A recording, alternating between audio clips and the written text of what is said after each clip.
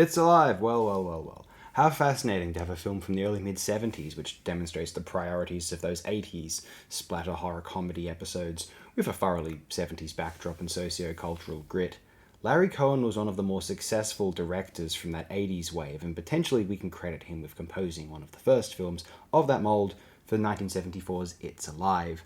Feeling much like one of Frank Henenlotter or Stuart Gordon or Peter Jackson's films from the next decade or two, it is hard to imagine where It's Alive came from amongst the creative context of the early 70s. Obviously, the recently discussed Rosemary's Baby probably induced the idea in Larry Cohen, but the unique tone feels quite original in the context of its time.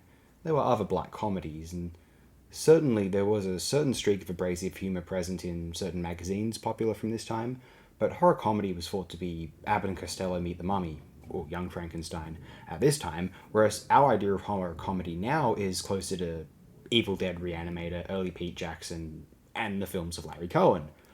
Cohen may have been a pioneer in his odd way. I stand by 1982's Q Winged Serpent as a prospectively flawless piece, so I do admire the fellow, although I remember feeling when he had a documentary about him, circa 2016 to 2018, I distinctly recall thinking, gee, does everyone need a documentary about how unsung they are? Even William Graff, of all people, the Mako director, the Impulse guy, had a documentary about him. Like, why? Who can be bothered to make these? I think in the 2010s it became slightly fashionable amongst the culture posturing vermin types to talk about appreciating these 80s horror comedies, Larry Cohen included. The stuff in particular was fairly venerated. I always thought, at that time anyway, Cohen seemed to be the less compelling compared to Raimi, Jackson, Gordon, Landis, Dante, Henenlotter.